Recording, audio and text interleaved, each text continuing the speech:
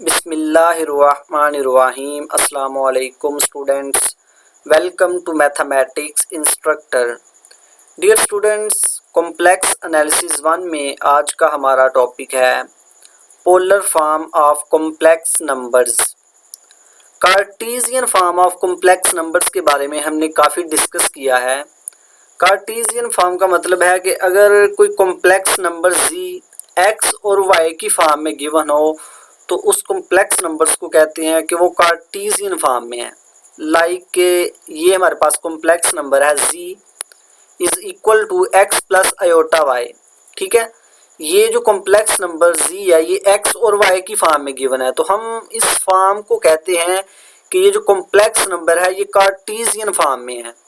आज के इस लेक्चर में हम देखेंगे कि कॉम्प्लेक्स नंबर z उसकी पोलर फॉर्म क्या होती है। ठीक है, किसी भी कॉम्प्लेक्स नंबर की पोलर फॉर्म क्या है उसको हम आज के इस लेक्चर में डिस्कस करेंगे।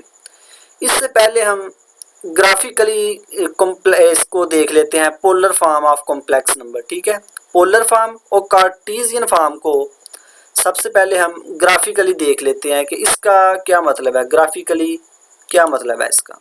ठीक है, अच्छा, अब ये हमारे पास एक कॉम्प्लेक्स प्लेन है जिसमें ये एक्स एक्सिस या रियल एक्सिस है और ये वाई एक्सिस या इमेजिनरी एक्सिस है। ठीक है, इस कॉम्प्लेक्स प्लेन में ये हमारे पास एक पॉइंट है, ठीक है, पी एक्स कामा वाई, ये इसके एक्स और वाई की फॉर्म में गिवन है, तो इस वजह से ये जो है पॉइंट के कार्टेशियन कोऑर्डिनेट्स हैं। ठीक है, ये कार्टेशियन कोऑर्डिनेट्स हैं और ये इस पॉइंट का कोई पोजीशन वेक्टर है जिसको हम आर कह देते हैं। ठीक है, अब ये जो पोजीशन वेक्टर इस पॉजिटिव एक्स एक्सिस के साथ कोई एंगल बनाएगा उसको हम थीटा कह देते हैं। ठीक है, तो अब ये जो पॉइंट है इसको हम इस तरह से भी रिप्रेजेंट कर सकते हैं, पी आर इंटू थीटा।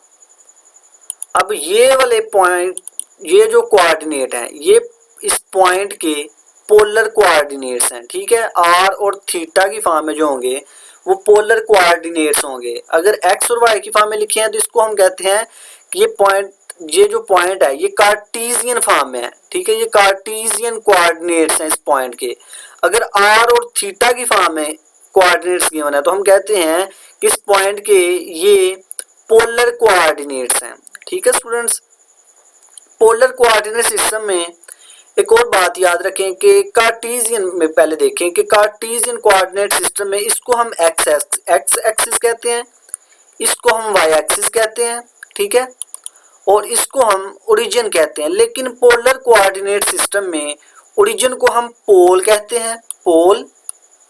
ठीक है, पोल, पोलर कोऑर्डिनेट सिस्टम में ओरिजिन को हम पोल कहते हैं और ये जो एक्स एक्सिस है इसको हम कहते हैं पोलर एक्सिस। ठीक है, यानी कि पोलर एक्सिस, पोलर एक्सिस। और ये जो वाई एक्सिस है इसको पोलर कोऑर्डिनेट सिस्टम में कहते हैं हम line theta is equal to pi over 2। ठीक है, कार्टेशियन कोऑर्डिनेट सिस्टम में इसको हम एक्स एक्सिस कहते हैं, इसको वाई एक्सिस कहते हैं और ये जो ओरिजिन है इसको ओरिजिन कहते हैं। ठीक है, इसको ये इस पॉइंट को ओरिजिन कहते हैं। लेकिन पोलर कोऑर्डिनेट सिस्टम में हम इस ओरिजिन को पोल कहते हैं, इस एक्स एक्सिस या रियल एक्सिस को हम पोलर एक्सिस कहते हैं और ये जो वाई एक्सिस है इसको हम कहते हैं line theta is equal to pi over 2। ठीक है स्टूडेंट्स, तो इसमें हमने देखा कि अगर कोई भी पॉइंट इस कॉम्प्लेक्स प्लेन में है तो उसको हम दो तरह से रिप्रेजेंट कर सकते हैं। एक तो उसकी कार्टेशियन रिप्रेजेंटेशन है, यानी कि उस पॉइंट के जो कोऑर्डिनेट्स होंगे वो कार्टेशियन कोऑर्डिनेट्स होंगे एक्स और वाई की फॉर्म में, और उसी पॉइंट्स को हम पोलर फॉर्म में भी रिप्रेजेंट कर सकते हैं। ठीक है, यानी कि किसी भी पॉइंट को कॉम्प्लेक्स प्लेन में किसी भी पॉइंट को दो तरह से रिप्रेजेंट किया जा सकता है, एक उसकी कार्टेशियन रिप्रेजेंटेशन और एक उसकी पोलर रिप्रेजेंटेशन आर और थीटा की फॉर्म में। ठीक है स्टूडेंट्स, अब यहाँ पे क्वेश्चन ये है कि ये जो आर और थीटा है यानी कि ये जो पोलर कोऑर्डिनेट्स हैं ये हम किस तरह से फाइंड कर सकते हैं। अगर हमें कार्टेशियन कोऑर्डिनेट्स गिवन है किसी पॉइंट के, तो उस पॉइंट के हम पोलर कोऑर्डिनेट्स आर और थीटा ये किस तरह से फाइंड कर सकते हैं, इसको हम देख लेते हैं। लेट्स सपोज कि ये हमारे पास एक्स एक्सिस है, ये वाई एक्सिस है, ठीक है, और इसी तरह ये हमारे पास कोई पॉइंट है जिसके कार्टेशियन कोऑर्डिनेट्स गिवन है एक्स और वाई, ठीक है, ये उसका पोजीशन वेक्टर है जिसको हमने आर कहा हुआ है, और ये कोई एंगल थीटा है जो ये पोजीशन वेक्टर इस एक्स एक्सिस के साथ बना रहा है, ठीक है। तो अब ये जो पॉइंट के जो कोऑर्डिनेट्स एक्स वाई ये किस तरह से आए होंगे, यानी कि ये जो एक्स है ये रियल पार्ट है, ये रियल एक्सिस को रिप्रेजेंट कर रहा है, यानी कि हमने एक्स एक्सिस के अलोंग एक्स यूनिट मूव किया, ठीक है।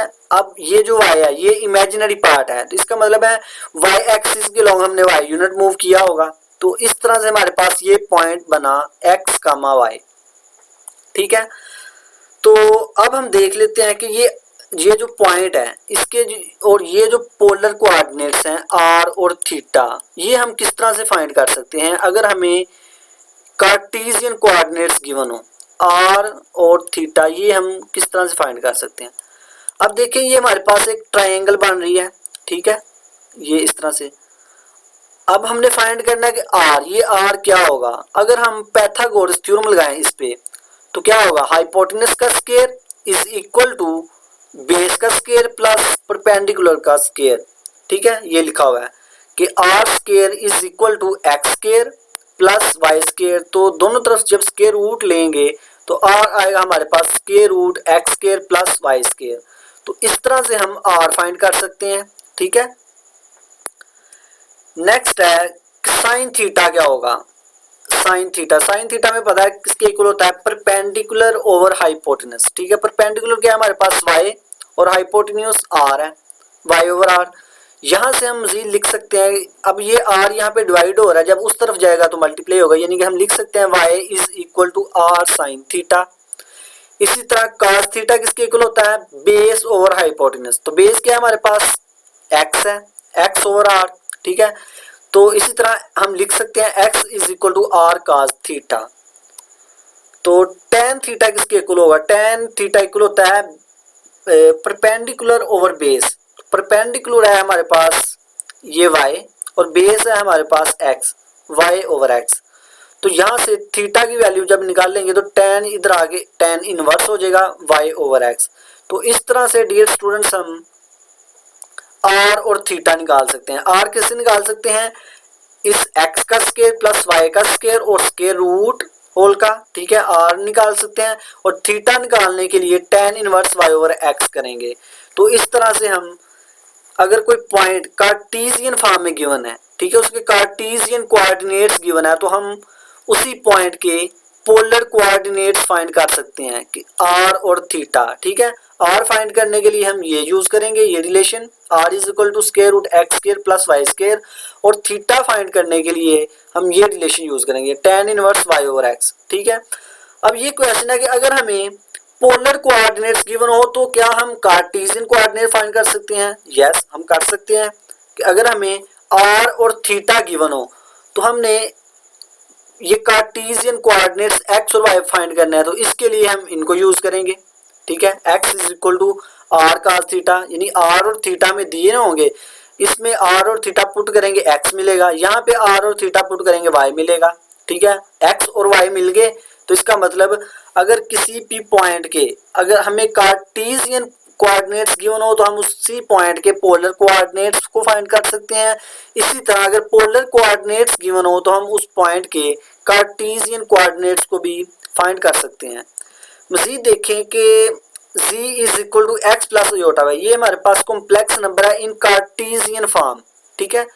तो अभी हमने देखा x किसके इक्वल है, आर cos थीटा, और y इक्वल है आर साइन थीटा। तो इसमें जब पुट करेंगे x की जगह आर cos थीटा प्लस ये आयोटा, वैसे ही y की जगह आर साइन थीटा। अब r कॉमन लेंगे तो ये हमारे पास आएगा cos theta plus iota sine theta. अब ये जो है ना z is equal to r into cos theta plus iota sine theta, ये है polar form of complex number, ठीक है। यानी कि r और थीटा की फॉर्म में जो होगा कॉम्प्लेक्स नंबर उसको हम कहते हैं कि वो कॉम्प्लेक्स नंबर पोलर फॉर्म में है। अब ये कॉम्प्लेक्स नंबर एक्स और वाई की फॉर्म में गिवन है, तो इसको हम कहते हैं ये कार्टेशियन फॉर्म है कॉम्प्लेक्स नंबर की। और ये जो फॉर्म है z is equal to r into cos theta plus iota sine theta, ये कॉम्प्लेक्स नंबर की पोलर फॉर्म है। ठीक है डियर स्टूडेंट्स, इसको आप ज़बानी याद रख लें कि ये जो फॉर्म है ये पोलर फॉर्म है कॉम्प्लेक्स नंबर की। अब हम इसको रीड कर लेते हैं। Polar form of complex number z is equal to x plus iota y where x and y belongs to R. This form is called Cartesian form of complex number। ठीक है, अभी मैंने बताया कि अगर x और y की form में गिवन होगा तो उसको हम कहते हैं कि वो कार्टेशियन फॉर्म है। ठीक है, as we know sine theta is equal to y over x, ये ट्राइंगल है तो साइन थीटा इक्वल होता है परपेंडिकुलर ओवर हाइपोटेन्यूज। तो परपेंडिकुलर है y और हाइपोटेन्यूज है y, इसको मैंने पीछे देखा अभी y ओवर x, तो यहाँ से y को हम लिख सकते हैं r साइन थीटा। इसी तरह cos थीटा इक्वल होगा बेस ओवर हाइपोटेन्यूज, तो यहाँ से x की वैल्यू निकालेंगे तो r cos थीटा आएगी। इसको कह दी ये इक्वेशन नंबर 3। ठीक है, अब इस इक्वेशन 2 और 3 को इक्वेशन 1 में पुट करें तो क्या आएगा हमारे पास z is equal to x plus iota y, x की वैल्यू पुट की r cos theta plus iota r sine theta, यहाँ से आर कॉमन लेंगे तो ये हमारे पास आएगा z is equal to r cos theta plus iota sine theta. This form is called polar form of complex number. ठीक है, अब ये जो फॉर्म है ना ये, इसको हम कहते हैं कि ये पोलर फॉर्म है। इसको हम इस तरह से भी लिख सकते हैं z इज इक्वल टू ये r, वैसे ही ये जो है ना cos theta plus iota sine theta ये इक्वल होता है e raise to power iota theta, यानी कि यहाँ पे जो एंगल होगा e raise to power iota into angle, जो भी एंगल होगा यहाँ पे theta e raise to power iota theta. ठीक है, ये कह लें या ये कह लें, इस फॉर्म को हम कहते हैं polar form of complex number.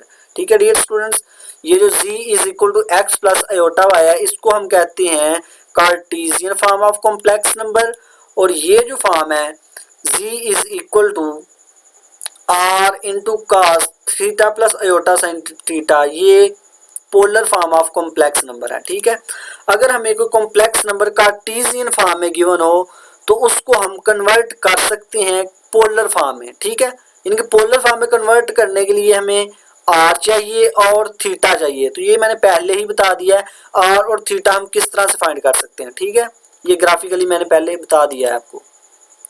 तो मज़ीद देख लेते हैं हम इसको। Taking square of equation 2 and 3 then add, equation 2 और 3 का हम स्क्वायर लेंगे फिर उनको ऐड करेंगे तो ये इस तरह से होगा हमारे पास x square plus y square is equal to r square cos square theta plus r square sine square theta. यहाँ से आर स्क्वायर कॉमन लेंगे तो आएगा cos square theta plus sine square theta, cos square theta sine square theta 1 के equal होता है तो यहाँ पे 1 आ गया। R square is equal to x square plus y square. ठीक है, अब दोनों तरफ जब स्क्वायर रूट लेंगे r is equal to plus minus square root x square plus y square. अब हमें पता है कि r जो है ये डिस्टेंस है, तो डिस्टेंस कभी भी नेगेटिव नहीं हो सकता। ठीक है, तो इस वजह से r इक्वल होगा plus square root x square plus y square के, तो ये हमारे पास r आ गया। ठीक है, r हम इस तरह से निकाल सकते हैं square root x square plus y square करके। ठीक है, नाउ डिवाइड इक्वेशन 3 बाय 2, 3 को 2 से डिवाइड करेंगे, ये हमारे पास 3 इक्वेशन थी। r sine theta is equal to y, ये हमारे पास इक्वेशन नंबर 3 थी, इसको हम डिवाइड कर रहे हैं 2 से। r cos theta is equal to y, यानी इससे डिवाइड कर रहे हैं हमने, यानी कि लेफ्ट साइड को लेफ्ट से डिवाइड किया और जो राइट साइड की थी हमारे पास उसको हमने राइट साइड से डिवाइड किया। तो यहाँ से r से कैंसिल, साइन थीटा और cos theta, tan theta is equal to y over x. वैसे ही यहाँ से थीटा इधर ही रहेगा, tan और जाके इन्वर्स हो जाएगा tan inverse y over x. तो इस तरह से हमारे पास थीटा भी आएगा। ठीक है, अगर हमारे पास complex number in Cartesian form में हो तो उसको हम कन्वर्ट कर सकते हैं पोलर फॉर्म में। ठीक है, पोलर फॉर्म में r और थीटा की फॉर्म में होती है पोलर फॉर्म। ठीक है, तो r और थीटा फाइंड करने के लिए हम इनको यूज़ कर सकते हैं, r के लिए हम यूज़ करेंगे इसको और थीटा फाइंड करने के लिए हम इसको यूज़ करेंगे। ठीक है, तो यहाँ पे नेक्स्ट हमारे पास the angle theta is called argument of z. ठीक है, and is denoted by theta is equal to small a r g of z. ठीक है, यानी कि यहाँ पे जो एंगल थीटा है इसको हम कहते हैं कि ये उस कॉम्प्लेक्स नंबर का जो गिवन होगा, ठीक है, उसका आर्गुमेंट है, यानी is called an argument of z, complex number का आर्गुमेंट है और उसको हम इस तरह से नोट करते हैं। ठीक है स्टूडेंट्स, नेक्स्ट हम देखते हैं example, express square root minus square root 3 minus iota in polar form. ये हमारे पास कार्टेशियन फॉर्म है कॉम्प्लेक्स नंबर की। यहाँ पे x हमारे पास माइनस स्क्वायर रूट 3 के इक्वल है और y माइनस 1 के इक्वल है। ठीक है, यानी कि ये जो है ये कॉम्प्लेक्स नंबर की कार्टेशियन फॉर्म है। हमने इसको कन्वर्ट करना है पोलर फॉर्म में, यानी पोलर फॉर्म में r और थीटा की फॉर्म में लेके जाना है इसको। ठीक है, तो let z is equal to minus square root 3 minus 1, यहाँ पे x माइनस स्क्वायर रूट 3 के इक्वल है और y माइनस 1 के इक्वल है। तो हमने इसको पोलर फॉर्म में कन्वर्ट करना है, यानी कि ये फॉर्म बनानी है इसकी, z is equal to r into cos theta plus iota sine theta. तो यहाँ पे हमें r और थीटा चाहिए, r फाइंड करना है तो r के लिए हम यूज करेंगे r is equal to square root x square plus y square को। ठीक है, तो r is equal to square root x क्या है हमारे पास, ये इसका स्क्वायर लिया प्लस वाई स्क्वायर, तो यहाँ से हमारे पास r 2 मिल गया हमें।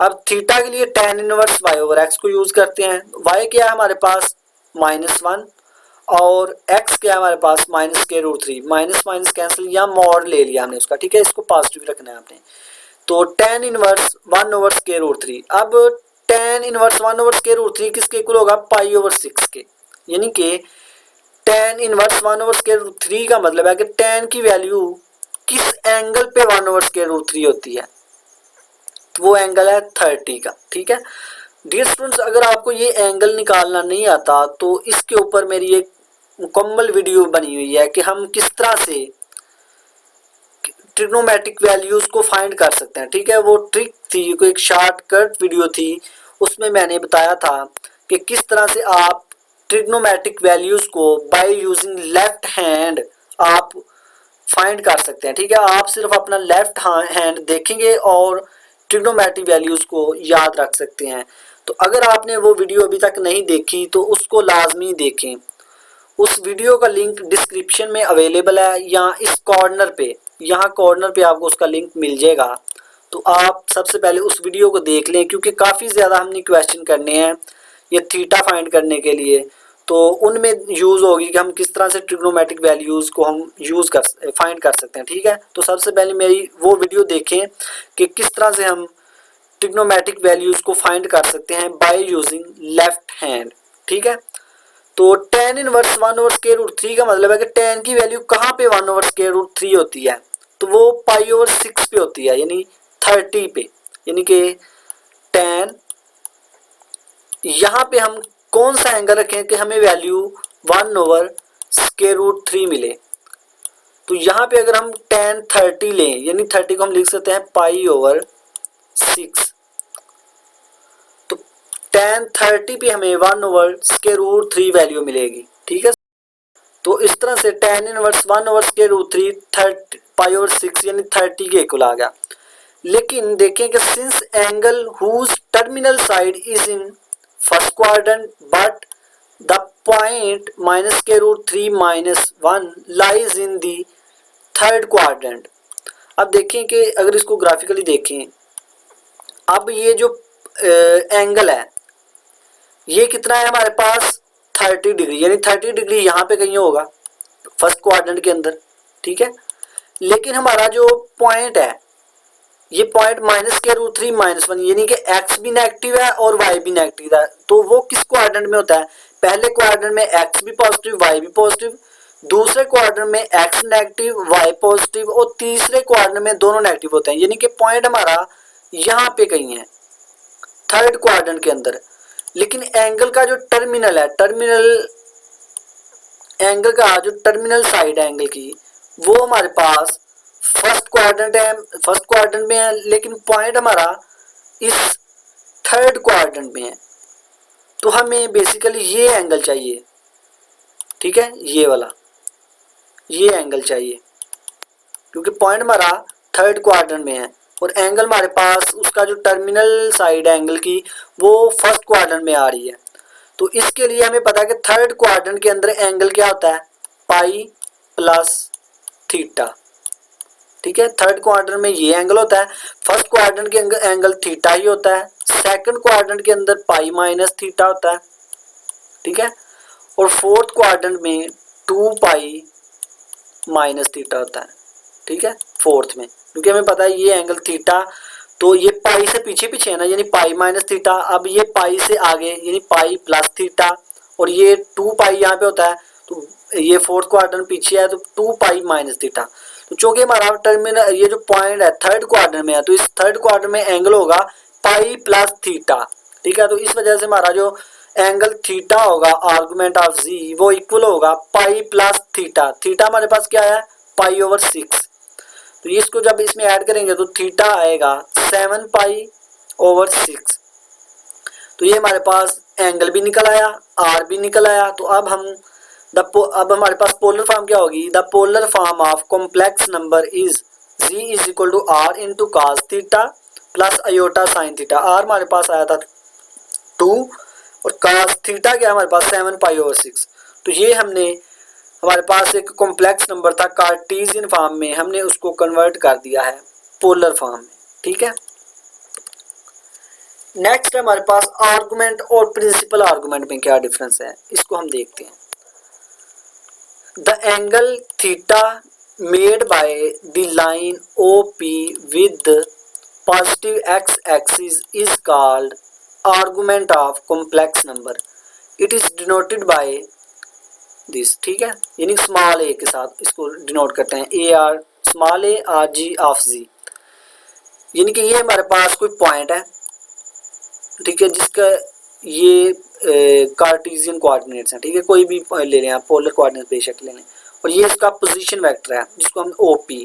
ठीक है, अब ये वाली लाइन इस पॉजिटिव x एक्सिस के साथ जो एंगल बना रही है थीटा, उसको हम कहते हैं आर्गुमेंट।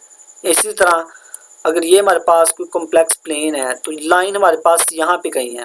ठीक है, ये हमारे पास लाइन है,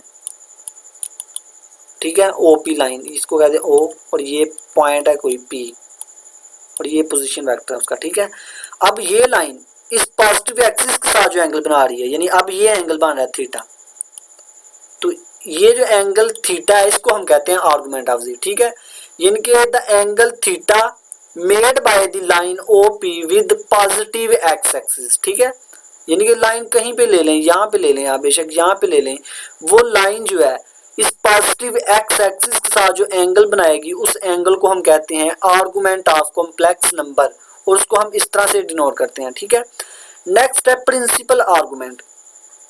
the symbol ARG of z, यानी कि ये जो आर्गुमेंट है, यानी कि the symbol this actually represents a set of values। इस बात को मैं भी डियर स्टूडेंट्स ग्राफिकली आपको समझाऊंगा, नेक्स्ट हम देखते हैं पहले। But the argument theta of complex number that lies in the interval -pi to pi is called principal value of this r principal argument of z. ठीक है, the principal argument of z is unique and is represented by the symbol capital a. ठीक है, that is principal argument capital AR of z of z greater than -pi less than equal to pi. अब इसका क्या मतलब है paragraph का dear students, तो कहते हैं कि जो सिंबल है, यानी कि ये जो आर्गुमेंट है सिंपल आर्गुमेंट, या इसको जनरल आर्गुमेंट भी कहते हैं, जो स्मॉल एक साथ है, वो एक्चुअली रिप्रेजेंट करता है सेट ऑफ वैल्यूज को। ठीक है, यानी कि जो सिंपल आर्गुमेंट है वो बेसिकली सेट ऑफ वैल्यूज है, लेकिन द आर्गुमेंट थीटा, यानी कि अगर इन वो आर्गुमेंट जो इस इंटरवल में लाई करेगा, ठीक है, वो आर्गुमेंट जो इस इंटरवल में लाई करेगा, हम कहेंगे कि वो आर्गुमेंट जो है प्रिंसिपल वैल्यू है उस आर्गुमेंट की। ठीक है, यानी उस थीटा को, उस एंगल को हम कहेंगे प्रिंसिपल वैल्यू या प्रिंसिपल आर्गुमेंट ऑफ जी। और वो जो प्रिंसिपल आर्गुमेंट है वो यूनिक होता है। इसको डियर स्टूडेंट अगर यहाँ से समझ नहीं आई तो ग्राफिकली इसको हम जी समझ लेते हैं।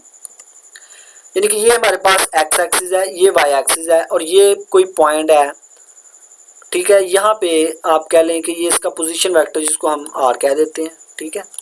और ये जो एंगल है पॉजिटिव एक्स एक्सिस का साथ थीटा, ये आर्गूमेंट है और ये लेट्स सपोज कि ये इक्वल है पाई ओवर 4 के, यानी 45 डिग्री है, ठीक है। तो फिर इस पॉइंट के पोलर कोऑर्डिनेट्स क्या होंगे, पी ऑफ आर, आर भी लेट कर लेंगे, आर हमारे पास है 3 लेट कर लें, ठीक है। तो इसके कोऑर्डिनेट्स क्या होंगे, polar coordinates 3 into pi over 4, यानी कि ये वाला जो एंगल है पाई ओवर 4 ये बेसिकली इसी पॉइंट को रिप्रेजेंट कर रहा है, ठीक है। और ये जो एंगल है, यानी कि हमने पहले भी पढ़ा है कि ये जो लाइन पॉजिटिव एक्स एक्सिस के साथ ये जो एंगल बना रही है इसको हम आर्गूमेंट कहते हैं, ठीक है। मैं ये बात समझाने लगा हूँ कि ये जो आर्गूमेंट है जनरल आर्गूमेंट या सिंगल आर्गूमेंट, सिंपल आर्गूमेंट, ये बेसिकली सेट ऑफ वैल्यूज है, इस बात को मैं समझाने लगा हूँ, ठीक है। तो अब देखिए कि यहाँ से ये angle pi is equal to theta is equal to pi और 4 है, तो यहाँ से आप एक कंप्लीट रोटेशन लें, ठीक है, ये वाली। अब यहाँ से लेके ये जो कंप्लीट रोटेशन है ये 2 पाई है, ठीक है।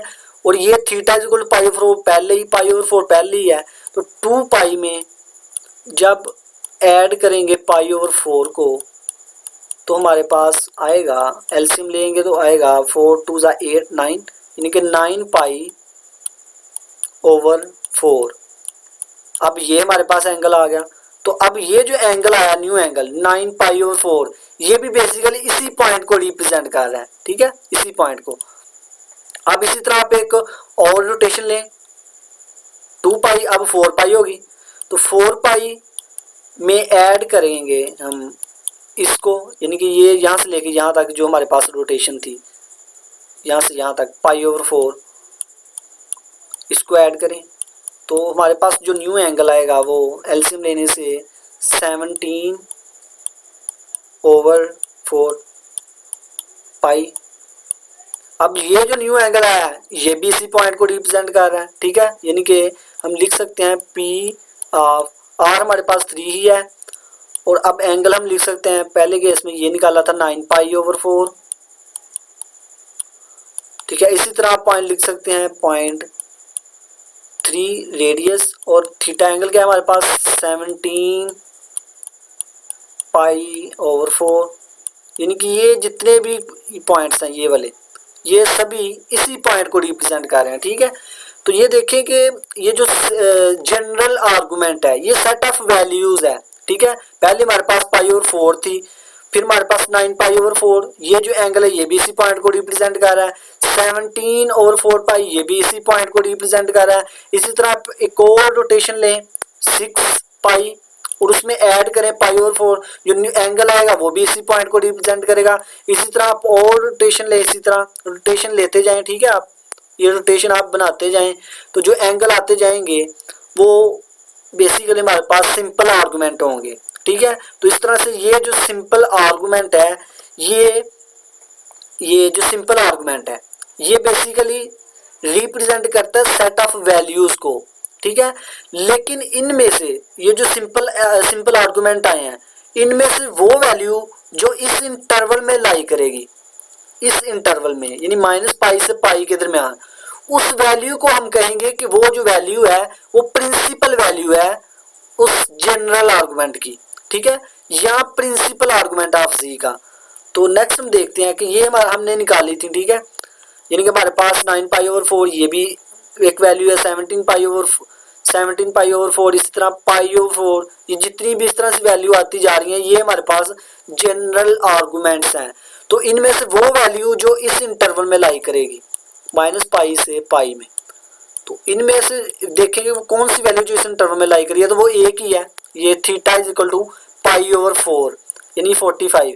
सिर्फ ये एक वैल्यू है जो इस इंटरवल में लाई कर रही है, तो हम कहेंगे कि ये जो वैल्यू है ये प्रिंसिपल वैल्यू है, ठीक है, या प्रिंसिपल आर्गूमेंट है ये। तो एक और थी बात कि जो प्रिंसिपल आर्गुमेंट है ये यूनिक होता है। तो आप देख सकते हैं कि ये हमारे पास प्रिंसिपल आर्गुमेंट है, इसके अलावा और कोई भी वैल्यू नहीं है जो इस इंटरवल में लाई करेगी। ठीक है, यानी कि ये जो जनरल आर्गुमेंट्स हैं इनमें से और कोई भी ऐसी वैल्यू नहीं है जो इस इंटरवल में लाई करेगी, वो सिर्फ एक ही है π/4। तो इस वजह से हम कह सकते हैं कि ये जो प्रिंसिपल आर्गुमेंट है, the principal argument of z is unique. ठीक है, ये जो प्रिंसिपल आर्गुमेंट है ये यूनिक होता है और इसको हम इस तरह से रिप्रेजेंट करते हैं कैपिटल ए से। सिंपल आर्गुमेंट को हम स्मॉल ए से रिप्रेजेंट करते हैं, ये इसको जनरल आर्गुमेंट भी कहते हैं, और जो प्रिंसिपल आर्गुमेंट है उसको हम कैपिटल ए से रिप्रेजेंट करते हैं। ठीक है स्टूडेंट्स, जनरल आर्गुमेंट और प्रिंसिपल आर्गुमेंट में यही डिफरेंस है कि ये जो जनरल आर्गुमेंट्स है ये सेट ऑफ वैल्यूज हैं। ठीक है, और उन सेट ऑफ वैल्यूज में से वो वैल्यू जो इस इंटरवल में लाई करेगी -π से π में, उसको उस वैल्यू को हम कहते हैं principal value of general argument या प्रिंसिपल आर्गुमेंट ऑफ जी कहते हैं। ठीक है, उस वैल्यू को, और ये वो जो वैल्यू है यानी कि प्रिंसिपल आर्गुमेंट यूनिक होता है। ठीक है, और उसको हम कैपिटल ए से रिप्रेजेंट करते हैं। जनरल आर्गुमेंट्स निकालने के लिए स्टूडेंट्स हम ये भी रिलेशन यूज कर सकते हैं, यानी ए आर ऑफ जी, यानी कि सिंपल आर्गुमेंट। सिंपल आर्गुमेंट निकालने के लिए हम क्या करेंगे कि प्रिंसिपल आर्गुमेंट जो भी होगा उसमें हम ऐड कर दें 2n π को, और यहाँ पे जो n होगा ये बिलोंग करेगा सेट ऑफ इंटीजर से। ठीक है, यानी कि प्रिंसिपल आर्गुमेंट में ऐड करें 2n π को, यानी पहले n1 करें 2π इसमें ऐड करें तो आपके पास एक वैल्यू आएगी। इसी तरह n की जगह 2 पुट करें, 2 2 4π में प्रिंसिपल आर्गुमेंट ऐड करें। इस तरह n को 3 4 5 पुट करते जाएं और उसको फिर ऐड कर दें प्रिंसिपल आर्गुमेंट में, तो जो हमारे पास वैल्यूज आती जाएंगी वो जनरल आर्गुमेंट होंगी। ठीक है, यानी कि जनरल आर्गुमेंट जो है वो बेसिकली सेट ऑफ वैल्यूज है, वैल्यूज का एक सेट है, लेकिन प्रिंसिपल आर्गुमेंट जो है वो यूनिक होता है और वो -π से π के दरमियान लाई करता है। नेक्स्ट एक इम्पोर्टेंट नोट है students, if x greater than 0 y greater than 0 means to say z is equal to x plus iota y, यानी x भी पॉजिटिव हो y भी पॉजिटिव हो, तो फिर ये जो कॉम्प्लेक्स नंबर होगा lies in the first quadrant. Then general argument निकालेंगे फर्स्ट, अगर कहते हैं कि अगर पॉइंट जो है वो फर्स्ट क्वाड्रेंट में है, यानी कि ये हमारे पास प्लेन है कोई। ठीक है, ये हमारे पास कॉम्प्लेक्स प्लेन है, अगर x भी पॉजिटिव हो और y भी पॉजिटिव हो तो वो कहाँ पे होता है, वो फर्स्ट क्वाड्रेंट में। यानी कि जो कॉम्प्लेक्स नंबर है अगर तो वो फर्स्ट क्वाड्रेंट में है तो उस केस में जनरल आर्गुमेंट इस तरह से निकालेंगे, theta is equal to tan inverse y/x, और प्रिंसिपल आर्गुमेंट भी यही होगा। ठीक है, tan इनवर्स y/x, इसको आप याद रख लें कि अगर पॉइंट फर्स्ट क्वाड्रेंट में है तो principal argument theta is equal to tan inverse y/x, इसको हम यूज करेंगे। नेक्स्ट है if x less than 0 and y greater than 0, यानी कि x नेगेटिव और y पॉजिटिव। इस तरह से भी हम कह सकते हैं कि z is equal to -x plus iota y lies in the second quadrant, यानी कि x नेगेटिव और y पॉजिटिव सेकंड क्वाड्रेंट में होता है। ठीक है, तो अगर पॉइंट या कॉम्प्लेक्स नंबर सेकंड क्वाड्रेंट में है तो उस केस में जो जनरल आर्गुमेंट होगा वो इस तरह से निकाल लेंगे, पाई minus tan inverse y over mod of x, यानी कि जो नेगेटिव होगा हमने उसको पॉजिटिव ही रखना है। ठीक है, tan इनवर्स y ओवर हम उसका मॉड ले लेंगे, x नेगेटिव था तो उसका मॉड ले लिया हम, यानी कि इसको हमने पॉजिटिव ही रखना है। तो पाई में से माइनस करेंगे tan inverse y over mod of x को, ये इस तरह से जनरल आर्गुमेंट निकालेंगे और प्रिंसिपल आर्गुमेंट भी सेम होगा, यही होगा। ठीक है, अगर पॉइंट सेकंड क्वाड्रेंट में है। If x less than 0 and y less than 0, that is z is equal to -x minus iota y, यानी कि x भी नेगेटिव और y भी नेगेटिव, वो थर्ड क्वाड्रेंट में होता है। ठीक है, अगर पॉइंट या जो कॉम्प्लेक्स नंबर है वो लाइज कर रहा है थर्ड क्वाड्रेंट में तो उस केस में जनरल आर्गुमेंट ये होगा pi plus tan inverse mod of y और मॉड ऑफ एक्स। ठीक है, मैंने पहले बताया कि इसको आपने पॉजिटिव ही रखना है। यहाँ पे एक्स भी नेगेटिव वाई भी नेगेटिव, इसलिए दोनों का मान। ठीक है, टेन इनवर्स वाई यानी इस वैल्यू को आपने पॉजिटिव ही रखना है। ठीक है, तो अगर पॉइंट जो है थर्ड क्वाड्रेंट में है तो जनरल आर्गुमेंट निकालने के लिए हम इसको यूज करेंगे, पाई में ऐड करेंगे tan inverse mod of y और मॉड ऑफ एक्स को। ठीक है, तो प्रिंसिपल आर्गुमेंट के लिए सिर्फ थोड़ी सी चेंजिंग होगी कि पाई में जनरल आर्गुमेंट के लिए pi plus tan inverse y over x था, तो प्रिंसिपल आर्गुमेंट के लिए minus pi plus tan inverse mod of y और मॉड ऑफ एक्स करेंगे। ठीक है, अब नेक्स्ट है कि if x greater than 0 and y less than 0, यानी x पॉजिटिव और y नेगेटिव, वो कहाँ पे होता है फोर्थ क्वाड्रेंट में। यानी कि अगर पॉइंट फोर्थ क्वाड्रेंट में है तो उस केस में जो जनरल आर्गुमेंट होगा वो इस तरह से निकाल लेंगे, 2 पाई minus tan inverse mod of y over x, यानी y नेगेटिव था इसलिए इसका मॉड लिया। और जो प्रिंसिपल आर्गुमेंट होगा वो निकालने के लिए हम minus tan inverse mod of y over x करेंगे। ठीक है, तो इन चारों के चारों पॉइंट्स को स्टूडेंट्स याद रख लें कि अगर पॉइंट फर्स्ट क्वाड्रेंट में है तो उस केस में जनरल आर्गुमेंट और प्रिंसिपल आर्गुमेंट सेम होंगे, यानी tan inverse y over x. अगर पॉइंट सेकंड क्वाड्रेंट में है तो उस केस में भी जनरल आर्गुमेंट और प्रिंसिपल आर्गुमेंट सेम होंगे, यानी पाई प्लस टेन इनवर्स, यानी pi minus tan inverse y over x. ठीक है, अगर पॉइंट थर्ड क्वाड्रेंट में है तो उस केस में थोड़ा सा डिफरेंस है दोनों में, प्रिंसिपल आर्गुमेंट के लिए पाई प्लस टेन इनवर्स करेंगे और प्रिंसिपल आर्गुमेंट के लिए minus pi plus tan inverse करेंगे। ठीक है, और अगर पॉइंट फोर्थ क्वाड्रेंट में है तो उस केस में प्रिंसिपल आर्गुमेंट के लिए minus tan inverse mod of y over x करेंगे। ठीक है, और जनरल आर्गुमेंट के लिए 2 पाई माइनस टेन इनवर्स ये करेंगे। ठीक है, तो अब हम इनकी एग्जाम्पल को देख लेते हैं। Let z is equal to minus square root 3 minus iota. हमने प्रिंसिपल आर्गुमेंट भी निकालना है इस कॉम्प्लेक्स नंबर का और जनरल आर्गुमेंट भी निकालना है। ठीक है, तो z हमारे पास माइनस स्क्वायर रूट 3 माइनस 1 है। यहाँ पे x इक्वल है, x क्या होगा माइनस स्क्वायर रूट 3 और y क्या होगा माइनस 1। ठीक है, आयोटा के साथ जो होगा वो माइनस 1 होगा। Since the point z is equal to minus square root 3 minus 1 lies in the third quadrant, यानी कि x भी नेगेटिव और y भी नेगेटिव, तो जो पॉइंट होगा वो थर्ड क्वाड्रेंट में है। तो मैंने पहले बताया अगर पॉइंट थर्ड क्वाड्रेंट में है तो उस केस में जनरल आर्गुमेंट क्या होगा पाई प्लस टेन इनवर्स। ठीक है, मॉड ऑफ y और मॉड ऑफ x, तो pi plus tan inverse mod of minus 1 over mod of minus square root 3, mod की वजह से प्लस हो जाएंगे। अब tan inverse 1 over square root 3, यानी कि टेन की वैल्यू किस एंगल पे 1 ओवर स्क्वायर रूट 3 होती है, तो वो 30 के एंगल पे होती है, यानी पाई ओवर 6 पे।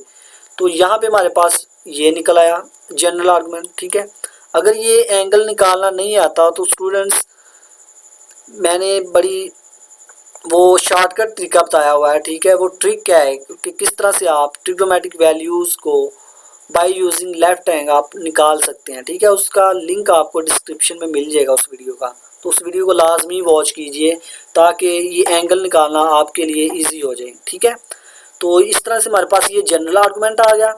अब हम निकालते हैं प्रिंसिपल आर्गुमेंट। अब मैंने पहले भी बताया, अच्छा इस तरह से भी आप कर सकते हैं कि अब ये आपके पास आ गया जनरल आर्गुमेंट 7 पाई ओवर 6।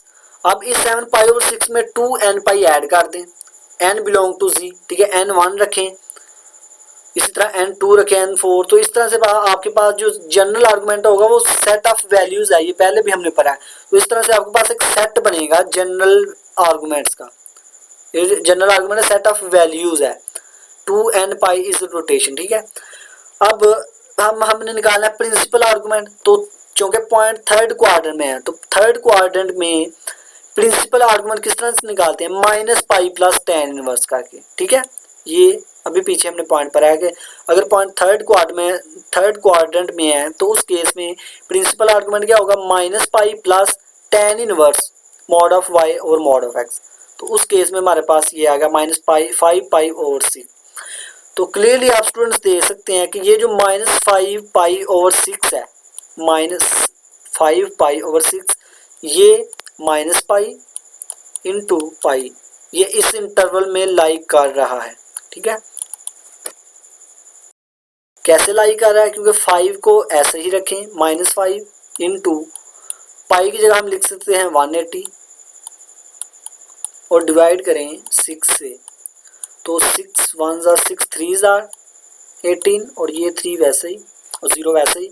जब इसको इसके साथ मल्टीप्लाई करेंगे तो ये आएगा -150 और -150 इसमें इस इंटरवल में लाई कर रहा है। तो आप देख सकते हैं कि ये जो प्रिंसिपल आर्गुमेंट होगा वो हमेशा इस इंटरवल में से ही होगा, ठीक है, -पाई से पाई में।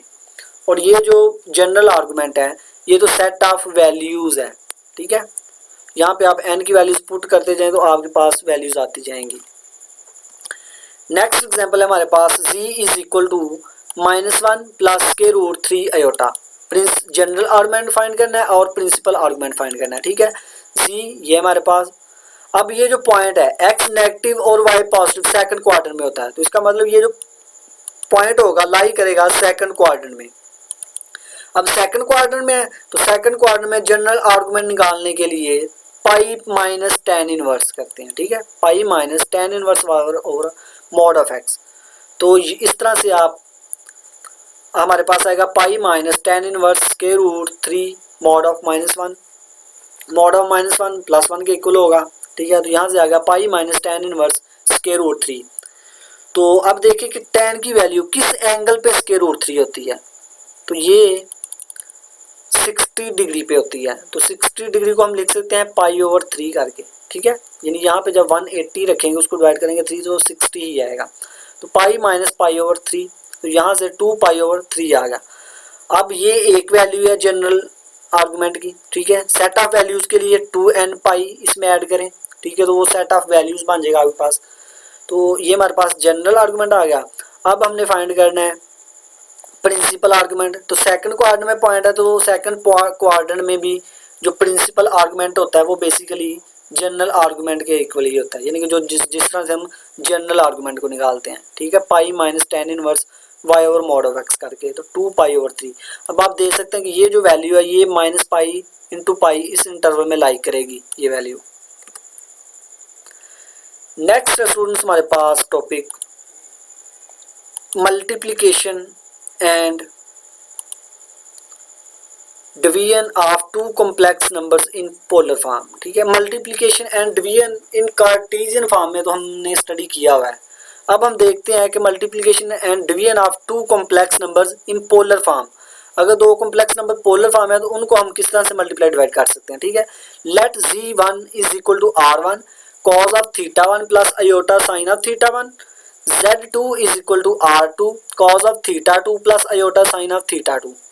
अब इन दोनों को मल्टीप्लाई करते हैं, z1 इंटू z2, z1 की वैल्यू रखी, ठीक है, और z2 की वैल्यू, r1 r2 को मल्टीप्लाई कर दें, r1 r2 को। अब इन दोनों को मल्टीप्लाई करना है तो सबसे पहले हमने पता है अब ये इसको इसके साथ मल्टीप्लाई करना है, तो सबसे पहले cos θ1 को cos θ2 से मल्टीप्लाई किया प्लस cos θ1 को अयोटा साइन θ2 से मल्टीप्लाई किया, तो ये आ गया हमारे पास। इसी तरह अयोटा साइन θ1 को cos θ2 से मल्टीप्लाई किया तो ये आया, ठीक है। फिर अयोटा साइन θ1 को अयोटा साइन θ2 से मल्टीप्लाई करेंगे तो अयोटा अयोटा स्क्वायर हो जाएगा, तो वो उसकी अयोटा स्क्वायर -1 हो जाएगा, माइनस ये आ गया। और साइन θ1 साइन θ2 वैसे ही। रियल पार्ट्स और इमेजिनरी पार्ट्स को सेपरेट किया, ये रियल पार्ट्स हो गए हमारे पास, और ये यहाँ से अयोटा कॉमन आ रहा है तो ये हमारे पास इस तरह से। अब यहाँ पे स्टूडेंट्स एक फार्मूला कंप्लीट हो रहा है, ये फार्मूला आपने पढ़े होंगे कि साइन अल्फा प्लस बीटा ये किसके इक्वल होता है, sine alpha cos beta plus cos alpha sign beta. इसी तरह कॉस अल्फा प्लस बीटा किसके इक्वल है, कॉस अल्फा कॉस बीटा। अगर यहाँ पे प्लस हो कॉस के केस में तो यहाँ माइनस आता है, अगर यहाँ माइनस हो तो यहाँ पे प्लस आता है, ठीक है। तो अब यहाँ पे देखें cos θ1 cos θ2 minus sine θ1 sine θ2, तो ये बेसिकली cos का फार्मूला कंप्लीट हो रहा है, ठीक है। तो इसकी जगह हम लिख सकते हैं cos θ1 प्लस θ2, यहाँ पे माइनस है तो इस वजह से यहाँ से प्लस cos θ1 प्लस θ2 प्लस ये अयोटा वैसे ही। अब ये फार्मूला साइन का बन रहा है, ठीक है, साइन θ1 प्लस θ2। तो ये आप इस तरह से याद रख सकते हैं कि कोई दो अगर हमें कॉम्प्लेक्स नंबर गिवन है पोलर फॉर्म में तो उनको मल्टीप्लाई करने के लिए हम क्या करेंगे, r1 r2 into cos of theta one plus theta two plus iota sine of theta one into theta two करेंगे। ठीक है, अब हम डिवीजन देख लेते हैं। z1 ओवर z2 किया तो z1 की पहले वैल्यू रखी और z2 की वैल्यू रखी। ठीक है, नेक्स्ट क्या करना है, रैशनलाइज करेंगे, यानी कि नीचे जो कॉम्प्लेक्स नंबर है cos theta two plus iota sine theta to, इसका साइन चेंज करके यानी कि इसके कॉन्जुगेट से मल्टीप्लाई भी किया और डिवाइड भी किया। ठीक है, r1 ओवर r2 तो वैसे ही रहेगा। अब ये नीचे पहले देखें cos theta two plus iota sine theta two, cos theta two minus iota sine theta two, यानी a plus b a minus b का formula, a square cos theta two का स्केयर माइनस बी स्केयर होना था। ठीक है, जब minus लिखेंगे B square क्या होगा हमारे पास, iota iota iota square sine theta sine square theta two, तो अयोटा स्केयर की वजह से यहाँ पे प्लस हो गया, तो ये इस वजह से यहाँ पे प्लस आ गया साइन स्केयर थीटा। ठीक है, तो अब देखें कि ये फिर फार्मूला किसका है, cos theta one cos theta to, अब प्लस है sign theta one sine theta two, तो ये cos का फार्मूला है cos theta one minus theta two. मैंने पहले बताया अगर यहाँ पे प्लस होगा तो यहाँ पे माइनस, अगर यहाँ पे माइनस है तो यहाँ पे प्लस। ठीक है, cos theta one minus cos theta two plus iota.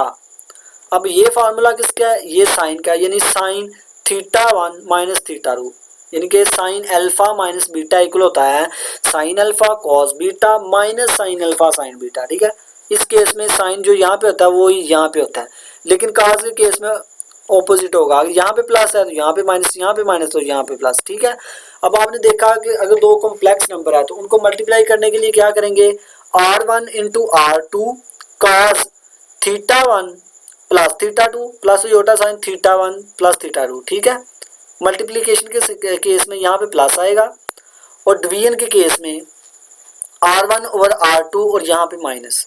ठीक है, ये देख सकते हैं कि जब मल्टीप्लाई हमने किया था r1 r2 तो यहाँ पे प्लस था दोनों केस में, जब हमने डिवाइड किया है तो ये यहाँ पे दोनों केस में माइनस होगा और यहाँ पे r1 ओवर r2। अब नेक्स्ट एक इम्पोर्टेंट नोट है कि आर्गुमेंट, ये जो जनरल आर्गुमेंट है ऑफ z1 इंटू z2 ये इक्वल होता है argument of z1 plus argument of z2 के। ठीक है, ये दोनों इक्वल है।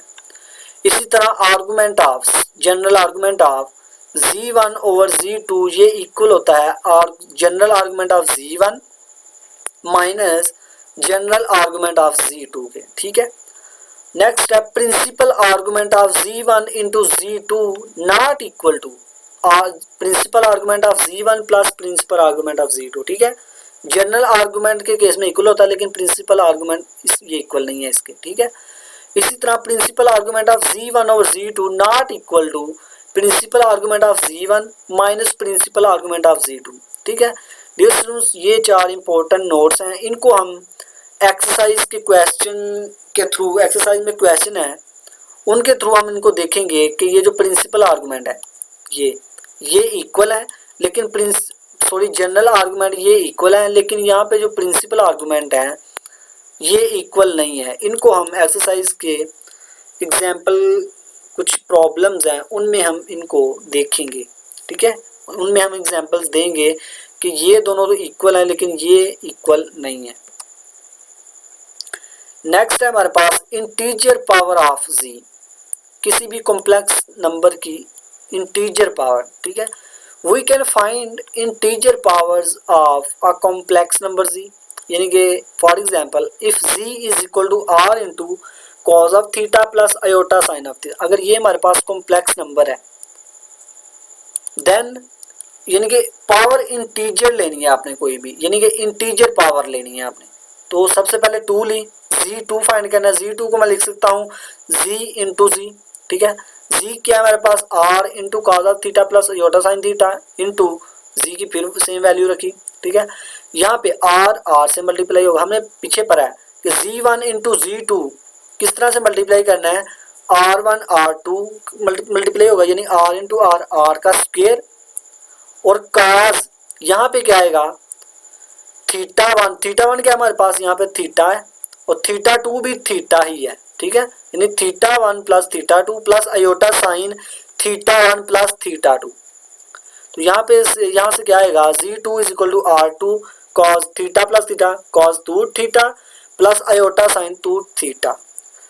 इसी तरह Z3 निकाल सकते हैं। Z3 को हम लिख सकते हैं Z2 इंटू जी। Z2 की वैल्यू रखी और Z3 की वैल्यू रखी। इन दोनों का मल्टीप्लाई करने के लिए सबसे पहले इनको मल्टीप्लाई करें। R2 इंटू R3 हो गया।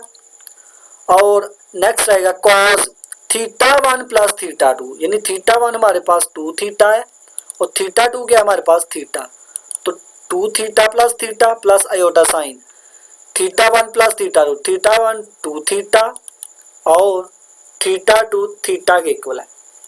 तो यहाँ से हमारे पास आएगा Z3 R3 into cos 3 theta plus iota sine 3 theta.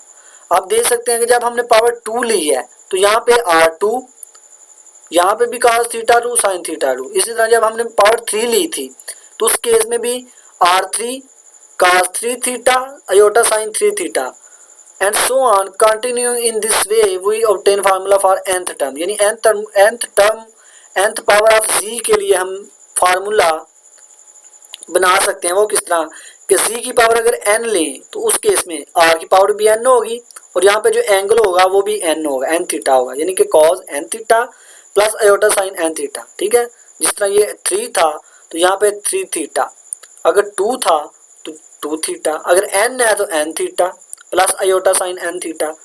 ठीक है, इसको कहते हैं इक्वेशन नंबर 1।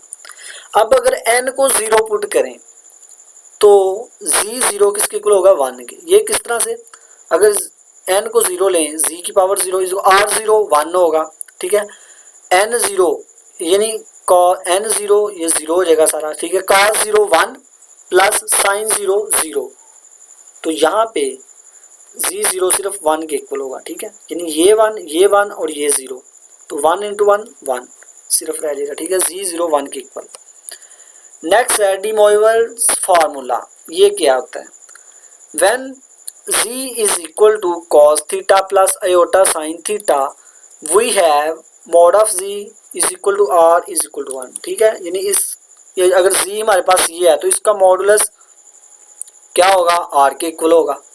ठीक है, और वो इक्वल होगा 1 के। 1 के किस तरह से इक्वल होगा, अगर इसका मॉडुलस लें तो वो क्या होगा, स्क्वायर रूट रियल पार्ट का स्क्वायर cos का स्क्वायर थीटा, यानी रियल पार्ट का स्क्वायर प्लस इसका मॉडुलस ले रहे हैं इमेजिनरी पार्ट का स्क्वायर और होल का स्क्वायर रूट ऊपर।